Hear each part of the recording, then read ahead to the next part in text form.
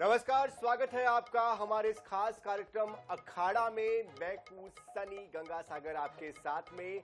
मध्य प्रदेश में doctor Mohan Yadav cabinet में 1 अप्रैल से लागू होने वाली नई आबकारी नीति को लेकर मंजूरी दे दी गई।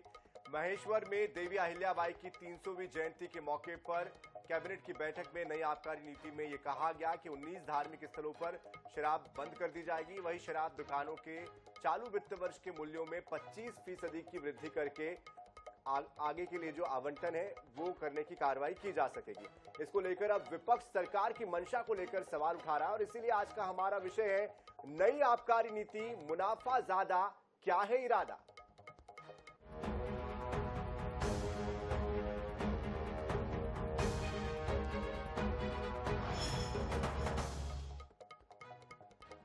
मध्य प्रदेश सरकार ने राज्य के लिए नई आबकारी नीति जारी कर दी है। नई नीति के तहत 19 धार्मिक शहरों और गांवों में शराब दुकानों को बंद कर दिया जाएगा। यही नहीं, पीओएस मशीन के बिना शराब बिक्री करने पर दुकान संचालक पर जुर्माना भी लगेगा। इसके अलावा 25% तक शराब नए वित्तीय वर्ष में महंगी हो सकती है। किस तरह से आबकारी नीति में बदलाव किए जा रहे हैं, देखिए हमारी इस रिपोर्ट में। मध्य प्रदेश की मोहन सरकार ने नई आबकारी नीति जारी कर दी है। मध्य प्रदेश की नई शराब नीतियों में प्रदेश के 19 धार्मिक शहरों और गांवों में शराब की दुकानें बंद की जाएंगी। 19 शहरों में शराब बंद होने से 500 करोड़ रुपए के राजस्व का नुकसान होगा। इस नुकसान की भरपाई के लिए 25% तक महंगी होगी शराब। पीओएस मशीन के बिना शराब बिक्री करने पर दुकान संचालक पर जुर्माना लगाया जाएगा। शराब पिलाने की लाइसेंस प्रक्रिया को भी सख्त किया गया है। नई शराब नीति को लेकर विपक्ष की आपत्ति है। कांग्रेस का कहना है कि सरकार की मंशा ठीक नहीं है। एक तरफ 19 शहरों में शराब बंद कर रही है तो दूसरी तरफ शराब पिलाने की व्यवस्था के लिए नए लाइसेंस जारी किए जाने का प्रावधान कर रही है। वहीं सत्ता पक्ष इसे शराब बंदी की ओर सरकार के बढ़ते कदम बता रही है। मध्य प्रदेश सरकार ने जो शराबबंदी का निर्णय लिया है, ये बिना सोचा समझा फैसला है। इस पर किसी तरीके से काम नहीं किया गया। 500 करोड़ रुपए के राजस्व का नुकसान जो होगा वो सरकार कहां से भरपाई करेगी, इसको भी बताना चाहिए था। जिन शहरों में शराबबंदी की गई है उनके बॉर्डर पर या वहां पर गैर कानूनी रूप से शराब की बिक्री कैसे रोकेगी सरकार, इसको भी बताना चाहिए। 500 करोड़ का घाटा नहीं, 50,000 करोड़ वसूले जा सकते हैं इस राज्य से जो मिल नहीं रहे हैं। भ्रष्टाचार के हत्थे चढ़ गए और अलग अलग योजनाओं में चढ़ गए हैं। आप लोगों की जिंदगी बचाने के लिए हजारों करोड़ खर्च कर रहे हैं कि नहीं? तो हम लोगों की जिंदगी बचाने के लिए तो कह रहे हैं। बता दें कि मध्य प्रदेश में 20 साल में 37% शराब दुकानों में बढ़ोतरी हुई है। रेस्टोरेंट और बार में भी जगह बढ़ाने के लिए अब अतिरिक्त शुल्क चुकाना होगा। पीओएस मशीन लगाने का फैसला शराब की बिक्री पर नजर रखने के लिए किया गया है। इससे सरकारी टैक्स में चोरी भी रोकी जाएगी। साथ ही ये भी पता चलेगा कि किस दुकान से कितनी शराब बिक्री हो रही है। ये पारदर्शिता बढ़ाने की दिशा में एक महत्वपूर्ण कदम माना जा रहा है। Bureau report, INS news, Bhopal. तो नई आबकारी नीति जो है वो 1 अप्रैल से लागू हो जाएगी। मुनाफा ज्यादा, क्या है इरादा, ये इसलिए लिखना पड़ रहा है क्योंकि 25% जो दर है वो बढ़ा दी जाएगी, शराब की दर जो होती है वो, और इससे जाहिर सी बात है राजस्व तो बढ़ेगा। लेकिन इरादा क्या है, क्योंकि विपक्ष तो कह रहा है कि मंशा ठीक नहीं है। इधर 19 ऐसे धार्मिक स्थल है जहां पर शराब को पूरी तरीके से बंद कर दिया जाएगा। तो इसका कितना गहरा असर पड़ेगा, भविष्य में इसको लेकर राजस्व में क्या वृद्धि होगी, क्या कमी होगी, क्या सरलता से शराब मिलने से शराब के पीने वालों में इजाफा हो जाएगा, ऐसे कई सवाल है जिसका जवाब जानने की कोशिश हम करेंगे। और इसके लिए हमारे साथ हमारे खास मेहमान जुड़ चुके हैं, उनका परिचय आपसे करवा देते हैं। हमारे साथ जुड़ चुके हैं सिद्धार्थ सिंह राजावत जी, प्रवक्ता कांग्रेस, बहुत स्वागत है सर आपका। गुलरेज शेख जी, भारतीय जनता पार्टी के प्रवक्ता भी जुड़ चुके हैं, गुलरेज जी बहुत स्वागत है आपका भी। आलोक सिंघई जी, वरिष्ठ पत्रकार भी जुड़ चुके हैं, आपका भी बहुत बहुत स्वागत है। शुरुआत में सबसे पहले सिद्धार्थ सिंह राजावत जी आपसे ही करना चाहता हूं, ये जो नई आबकारी नीति लाई जा रही है कैसे देख रहे हैं आप इसको?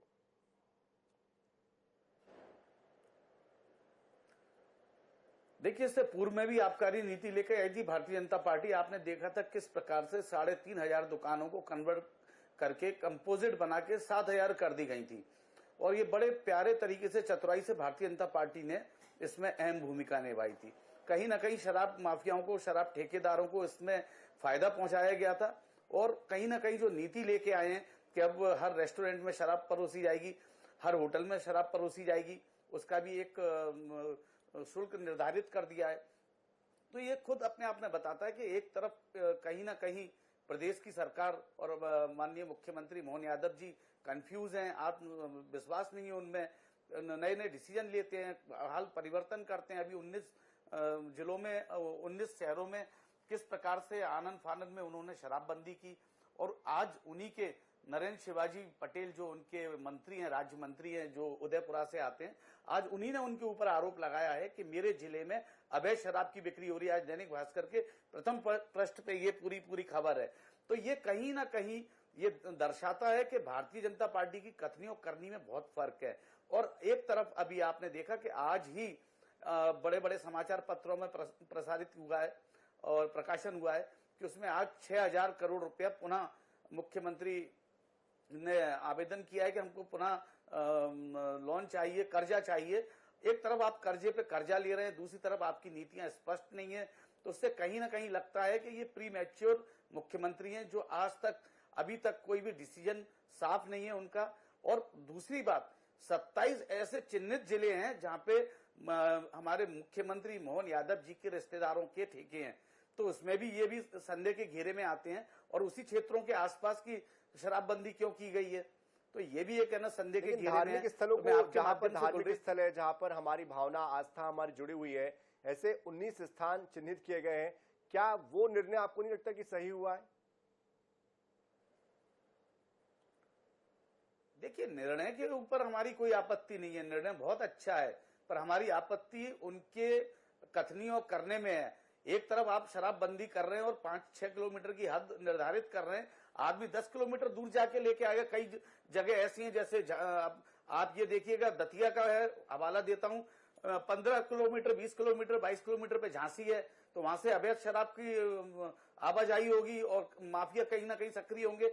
उन माफियाओं के ऊपर नकेल कसने के लिए क्या कार्रवाई कर रहे हैं मोहन यादव जी, ये बताइए। और मैं आपको बड़े जिम्मेदारी के साथ बोलना चाहता हूं कि उज्जैन के आसपास करीब ऐसे जो लगभग 17-19 के करीब जो बंद किए गए हैं, उसमें से 19 10 जगहों पर तो बंद ऐसी किया हैं, गया जी। स्वयं मोहन यादव जी के रिश्तेदार के शराबों के ठेके हैं, तो क्या उनपे भी कार्रवाई की जाएगी, या उन्हीं को बढ़ावा देने के लिए, माफिया तंत्र को बढ़ावा देने के लिए, काला बाजारी रखने के लिए ये पूरा का पूरा एक सिस्टम बनाया गया है? और जो 500 करोड़ का जो राजस्व में हानि हो रही है, इसका क्या प्रावधान रखा है, इसके लिए क्या सोचा है, जो प्रदेश की हानि हो रही है? चलिए उस पर भी आएंगे, लेकिन सिद्धार्थ राजावत जी, 500 करोड़ की जो हानि हुई है उसी को तो रिकवर करने के लिए 25% का इजाफा किया जा रहा है दरों में। उसका सवाल मैं आगे पूछूंगा आपसे। गुलरेज शेख जी भी जुड़ चुके हैं। गुलरेज शेख जी, स्वागत है आपका। नई आबकारी नीति को लेकर आपकी मंशा पर विपक्ष सवाल उठा रहा है, और जिस तरह से अभी सिद्धार्थ सिंह राजावत जी बोल रहे थे, उनका भी ये कहना है कि इससे काला बाजारी बढ़ जाएगी, ब्लैक में लोग शराब खरीदेंगे, साथ ही राजस्व का नुकसान होगा, और कई तरह की बातें उन्होंने कही है। देखिए, मुझे तो ये समझ में नहीं आता कि कौन से हमारे अच्छे कदम की निंदा कांग्रेस पार्टी ने नहीं की है, और इतना नाकारा, इतना निकम्मा, इतना निष्क्रिय विपक्ष मैंने कभी जीवन में नहीं देखा कि अच्छे चीज में भी देश के और प्रदेश के साथ जो नहीं खड़ा होता।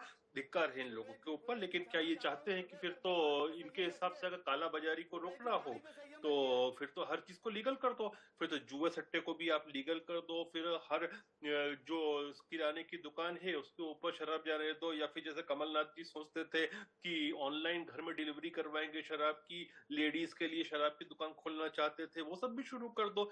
हम नहीं चाहते। और मैंने कई बार सनी जी ये बात कही थी पहले भी, जब कभी शराब के ऊपर बात होती थी तो मैं कहता था कि इस मध्य प्रदेश में आप देखेंगे कि क्रमशः शराब बंद हो जाएगी, और उसकी शुरुआत उस दिन होगी जिस दिन छत्तीसगढ़ से, महाराष्ट्र से और राजस्थान से, इन तीनों राज्यों से, और उत्तर प्रदेश में तो उस समय भी नहीं थी सरकार कांग्रेस की, तो कांग्रेस निपट जाएगी। वरना क्या होता है कि जैसे ही हम कुछ यहाँ पर सख्ती करते तो फिर राजस्थान से आ जाती, फिर छत्तीसगढ़ से आ जाती, फिर महाराष्ट्र से आ जाती। तो अब चूंकि हमारे आसपास के जितने राज्य हैं वो कांग्रेस मुक्त हो चुके हैं, भाजपा युक्त हो चुके हैं, तो हमने ये कदम लिया है, और आप देखना बढ़ते कदम आगे आगे पूर्ण शराबबंदी की तरफ ही बढ़ रहे हैं। चलिए वापस मैं आपके पास आऊंगा और ये जो इसके जो कुछ जो पॉइंट्स दिए गए हैं उस पर हम आपसे और डिटेल में बात करेंगे। जिस तरह से मैं आंकड़े भी लेकर आया हूं साथ में कि पहले 2005 में शराब दुकानों की स्थिति क्या थी। 2270 दुकानें उन दिनों हुआ करती थी 2005 में। 2025 में जो मौजूदा वक्त है 3605 दुकानों की संख्या हो गई है बढ़कर। ग्रामीण क्षेत्रों में 2151 और शहरी क्षेत्रों में 1454 शराब की दुकानें अब तक के खुल चुकी है। कुल मिलाकर 2 दशकों में 37% दुकानों का इजाफा हुआ है। इस पर मैं वापस आऊंगा तो सवाल पूछूंगा आपसे गुलरेज शेख जी, लेकिन आलोक सिंघई जी भी जुड़े हुए हैं। आलोक सिंघई जी, ये जो नई आबकारी नीति है, राजस्व में 25% का इजाफा किया जा रहा है और लगभग 47 से 50 दुकानें 19 जगहों पर जो धार्मिक स्थल है वहां पर बंद की जा रही है। इस पूरे रणनीति को कैसे देखते हैं आप? क्या शराबबंदी की दिशा में इस कदम को देखा जाए, राजस्व बढ़ाने की दिशा में इस कदम को देखा जाए, या फिर कुछ और सोचा जाए? बिल्कुल सनी जी, ये राजस्व बढ़ाने की दिशा में कदम है और शराबबंदी एक शराब चूंकि बुराई है, सामाजिक बुराई है, इस लिहाज से वो संदेश देने का भी प्रयास भाजपा सरकार कर रही है कि शराबबंदी की तरफ हम जा रहे हैं। हालांकि शराबबंदी हो नहीं सकती और शराबबंदी आज के समय में अप्रासंगिक भी है।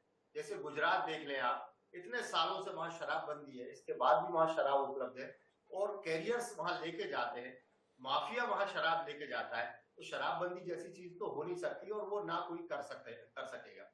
इसके बावजूद चूंकि रेट बढ़ाना थे, इतना ज्यादा लोन है, 3.5 लाख करोड़ का लोन है, वो कहां से चुकेगा?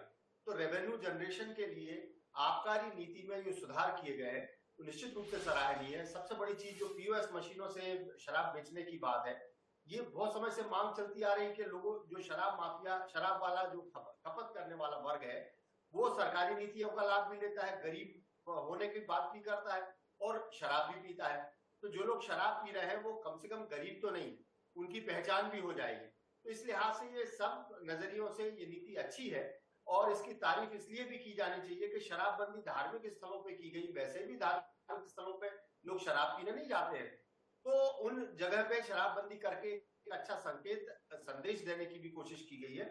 शराब नीति ठीक है और बल्कि सरकार को रेवेन्यू बढ़ाने के लिए अच्छी शराब का निर्माण और उसमें जो है चोरी रोक कर एक्सपोर्ट करने पे काम पे जोर देना चाहिए। आज जैसे प्रधानमंत्री मोदी जी बार बार कहते हैं कि हम चाहते हैं विश्व की हर थाली में भारतीय व्यंजन हो, तो वैसे शराब भी भारत की एक्सपोर्ट हो सकती है और उससे अच्छी रेवेन्यू जनरेट हो सकती है। जरूरी नहीं कि हम यही बेचें, तो सरकार को इस दिशा में भी सोचना चाहिए। फिलहाल तो इस कदम की तारीफ करनी पड़े। लेकिन सिंघई जी जरा ये भी तो सोचिए ना कि जो 500 करोड़ का रेवेन्यू नुकसान हो रहा है और जो 19 जगह ऐसी है जहां पर शराब को बंद किया जा रहा है, वहां की स्थिति क्या होगी? क्योंकि प्रदेश में ऐसी खबरें भी आती रहती है कि नकली शराब, जहरीली शराब पीने से कई लोगों की मौत हो गई, फिर कोचियों की संख्या बढ़ जाएगी, काला बाजारी बढ़ जाएगी। ये जो लूप होल्स दिखाई देते हैं, एकाएक बंद कर देने से आपको नहीं लगता कि इसमें एक स्कोप बढ़ जाएगा ऐसे लोगों के लिए? नहीं सनी जी, ई कॉमर्स अब इतना ज्यादा एडवांस हो गया है और हर जगह कैरियर्स उपलब्ध हैं और शराब की मूवमेंट रोकी नहीं जा सकती किसी तरीके से। जो धार्मिक स्थल है वहां के शराब खपत करने वालों के लिए भी शराब उपलब्ध रहेगी, वो बुला सकते हैं, बस थोड़ी महंगी पड़ेगी। तो रेवेन्यू जनरेशन के लिहाज से कोई फर्क नहीं पड़ने वाला। और सबसे बड़ी चीज, एक बहुत अच्छी काम किया है इस नीति में कि आपको एफडीज नहीं लगाना, आपको डिजिटल साक्ष्य देना है। तो आपकी जो गारंटी है वो डिजिटल गारंटी रहेगी और उसमें अभी तक ये होता था कि कई बार फर्जी बैंक ड्राफ्ट लगा दिए जाते थे और उस समय तक वो जमा रहते थे ड्राफ्ट, अगली बार जो है वो ड्राफ्ट निकाल दिए जाते थे। तो अधिकारियों की जो जालसाजी थी, उनकी मिली भगत से जो शराब माफिया है वो चोरी करता था टैक्स की, वो भी नहीं हो पाएगी। तो इस लिहाज से कई नजरियों से ये शराब नीति अच्छी है और इससे अच्छा क्या होगा, बस ये है कि शराब के व्यवसाय को यदि हम एक्सपोर्ट में भी और शामिल कर लें तो ज्यादा अच्छी रेवेन्यू जनरेशन हो सकती है। चलिए, एक्सपोर्ट की बात आप करें, लेकिन हमारे यहाँ पे तो इंपोर्ट ज्यादा हो रहा है, वो भी विदेशी शराब का। मध्य प्रदेश में ही हर साल विदेशी शराब को कंज्यूम करने वालों का जो आंकड़ा है वो बढ़ता जा रहा है, उस पर भी मैं आगे आऊंगा। लेकिन गुलरेज शेख जी, इसमें एक पॉइंट ये भी है कि नई श्रेणी के बार खोले जाएंगे, इसमें बियर, वाइन और आरटीडी बेची जाएगी। साथ ही जो संख्या है नए लाइसेंस की, उसमें भी इजाफा किया जाएगा, ये भी उसमें कहा जा रहा है। एक और इसमें श्रेणी में लिखा गया है कि अवैध शराब की बिक्री को रोकने के लिए देसी शराब में कम तेजी की 60 डिग्री की नई श्रेणी प्रारंभ की जाएगी।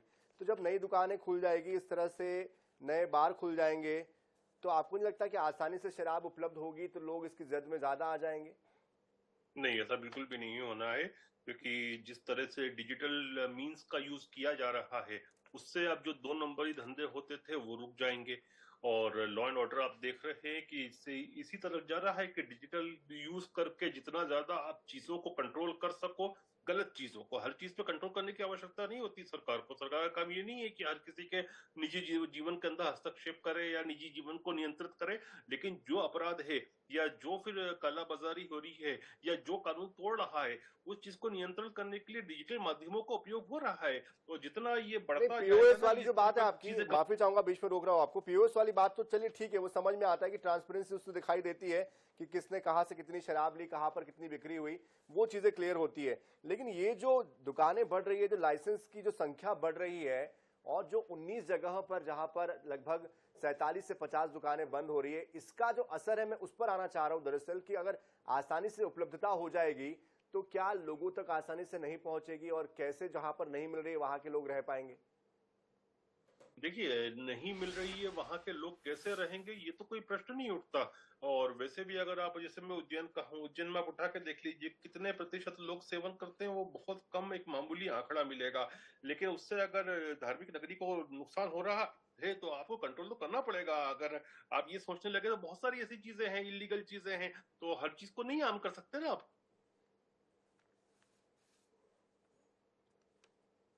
जी, अपनी बात पूरी करें। तो डिजिटल माध्यम का उपयोग करके, और जहां पर निषेध करना है वहां तो निषेध करना ही है। आप कैसे कर सकते हो? अभी आप देखिए कि जो धार्मिक स्थान अन्य जगहों पर भी, इन 19 जगहों के अलावा भी पहले 50 मीटर मिनिमम दूरी होना चाहिए थी, उसको 100 मीटर्स किया है।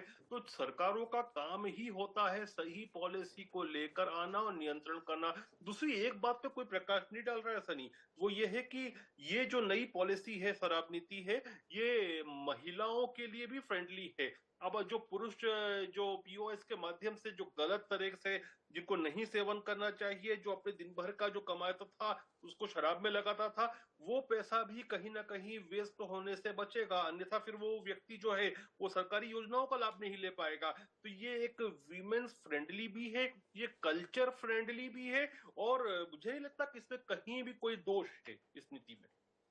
चलिए, कोई दोष आपको नजर नहीं आता, लेकिन आपका जो विपक्ष है उनको दोषी दोष नजर आता है सिद्धार्थ सिंह राजावत जी को। मैं थोड़ा आंकड़े बता देता हूं मैं राजस्व को लेकर। शराब बिक्री से राज्य में 15% का राजस्व का योगदान राज्य को मिलता है। 2025-26 के लिए आबकारी के लिए राजस्व का जो टारगेट रखा गया है 16,000 करोड़ का रखा गया है। 2024-25 में 13,914 करोड़ रुपए की शराब घटक गए लोग, और 2023-24 में 13,590 करोड़ की शराब भी घटक गए।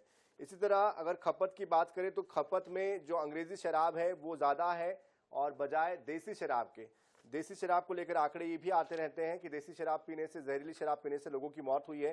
लेकिन एक और इसमें जो प्रावधान किया गया है, इसमें यह कहा गया है कि अवैध शराब की बिक्री रोकने के लिए देसी शराब में कम तेजी की 60 डिग्री नई श्रेणी की शुरुआत की जाएगी। देसी शराब 180 ml 90 ml में बोतलों में बेची जाएगी, और इसमें कैपेसिटी में टेट्रा पैक भी शुरू कर दिया जाएगा 180 ml का। रजावत जी, देखिए, अभी गुलरेज जी ने बोला कि ये बहुत अच्छी पहल है शराबबंदी की तरफ। अगर आपको इतने आत्मविश्वास है कि शराबबंदी होगी, तो फिर ये नई नई पैकिंग में और इसके जो मायने हैं उसको घटा के आप क्यों दोबारा परोस रहे हैं? तो इसका ये स्पष्ट होता जा रहा है कि भारतीय जनता पार्टी की कथनी और करनी में कितना फर्क है। जो मैंने पूर्व में भी कहा, आज ही नरेंद्र शिवाजी पवार जो इनके मंत्री हैं, राज्य मंत्री हैं उदयपुरा से, उन्होंने ही है ना आज है ना मुख्यमंत्री का घेरा है। उन्होंने बोला है मेरे क्षेत्र में, मेरे जिले में, गृह जिले में अवैध शराब की हो रही है। और दूसरा मैं आपको बता दूं, अलीराजपुर, झाबुआ 2 ऐसे जिले हैं जहां पे मध्य प्रदेश में सबसे ज्यादा महंगे, वहां पे ठेके क्यों जाते हैं? मैं ये पूछना चाहता हूं। सबसे पहले उधर बंद करें, क्योंकि गुजरात से सटा राज्य है, तो सबसे पहले उधर शराबबंदी बंद करें। वो कर नहीं सकते, इसलिए नहीं कर सकते जहां पे 7,000-8,000 की आबादी है और वहां पे 110 करोड़ का ठेका जा रहा है। तो क्या प्रत्येक व्यक्ति एक दिन में क्या 40 से 45 बोतल शराब पी जाता है? अगर प्रत्येक व्यक्ति अपन उसकी है ना काउंट करें तो एक एक व्यक्ति के ऊपर 40 से 50 बोतल बन रही हैं। लेकिन रजावत ये भी तो कह रहे हैं, वो ये भी तो कह रहे हैं कि सरकारी योजनाओं का लाभ ऐसे लोगों को नहीं मिलेगा। ये भी तो एक उसके अंदर एक बड़ी बात है।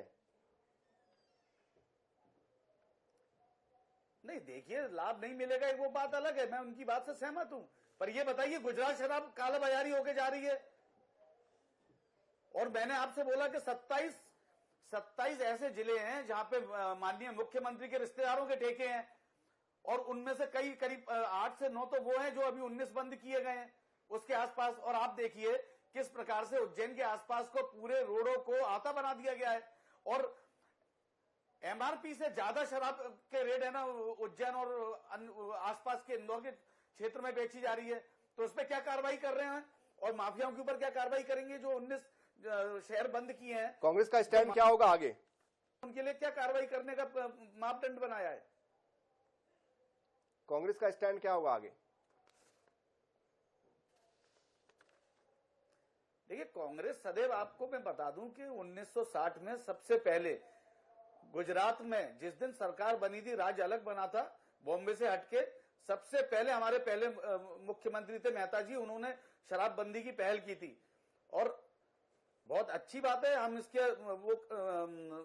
हम भारतीय जनता पार्टी, और अगर इनके अंदर आत्मविश्वास आत्मबल है तो इसको करके देखें, हम उनका साथ देंगे। और आपको याद होगा जब उमा भारती जी ने ये आवाज उठाई थी तो हमारे अध्यक्ष जी ने उस समय पे उसकी सराहना करते हुए उनका सहयोग किया था। लेकिन आपकी सरकार के वक्त में महिलाओं के लिए भी शराब पीने को लेकर जो लाया गया था लॉ, वो भी जरा याद कीजिए, कहीं ना कहीं वो भी तो आपको कॉन्ट्रोडिक्ट करता है।